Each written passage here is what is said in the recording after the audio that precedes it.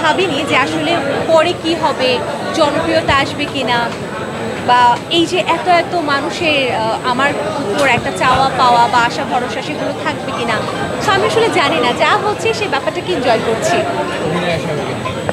অভিনয়ের ব্যাপারে আসলে বরাবরই আমার ইচ্ছে ছিল না তেমন একটা, তবে সম্প্রতি আমি ভাবছি, নিজেকে প্রস্তুত করছি। বড় পর্দায় ভালো সুযোগ থাকলে নিশ্চয়ই ভেবে দেখব। আপাতত বড় পর্দা নিয়ে ভাবছি। একটা যে কোনো একটা জায়গা আসলে নিজেকে সেট করা উচিত, সব কিছু ভাবলে কোনোটাই হবে না। আপাতত বড় পর্দা নিয়ে ভাবছি। বড় পর্দায় তোমার কাজকে নিয়ে ভাবছে, আর কিছু নিয়ে আপাতত সে ভাবছে না।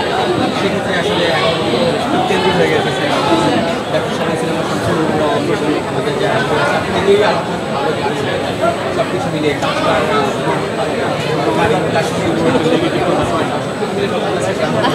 আসলে যে কোনো প্রথম কাজ নিয়ে তো মানুষের অনেক ইচ্ছে থাকে, অনেক ভাবনা থাকে। আমার যেমন ইচ্ছেটা হচ্ছে, আমি এমন কোনো সিনেমায় কাজ করতে চাই যেটা হবে সিচুয়েশন বেসড, অর্থাৎ কোনো রোম্যান্টিক গল্প না, কোনো একটা ঘটনা, সেই ঘটনাকে কেন্দ্র করে। তো তেমন কোনো গল্প আমার কাছে আসলে তখনই আমি আসলে সিনেমার জন্য রাজি হব বা সিনেমা করবো। রোম্যান্টিক সিনেমা বা অন্য ধরনের সিনেমা নিয়ে আপাতত ভাবছি না। অনেকেই বলে বা আমরা দেখেছি তোমার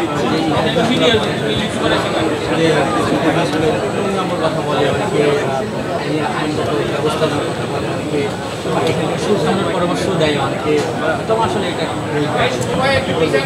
আমরা সবাই কাজ করি কাদের জন্য? জনগণের জন্য। এখন জনগণ যদি একটা জিনিসকে ভালো বলে, আমরা সেই জিনিসটা আরও 10 গুণ করবো।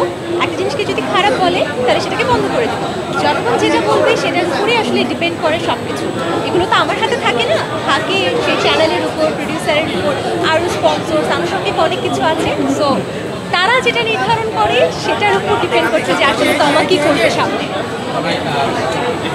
তোমাকে নিয়েই আসে প্রডিউসার চ্যানেল পরের বিষয়টা, নামটা তোমার আসে বা চ্যানেল গেলে তোমাকে নিয়ে যাওয়া নেই, আমাদের শিক্ষার পরামর্শগুলো তোমাকেই দেয় আসলে। দর্শকদের পরামর্শ আমি গ্রহণ করছি। ভালো কিছু কাজ সামনে আরও আসবে, অপেক্ষা করতে হবে। দর্শকেরা ভালো কিছু কাজ দেখবে সামনে। নিশ্চয়ই ভালো কাজের সামনের পরিকল্পনা ওই যে বললাম, বড় পর্দার জন্য নিজেকে প্রস্তুত করছি আর উপস্থাপনা করছি।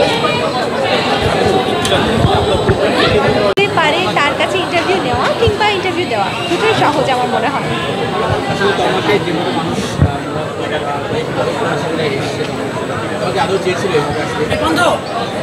আমি সবসময় কাজ করতে চেয়েছি, উপস্থাপনা করতে চেয়েছি এবং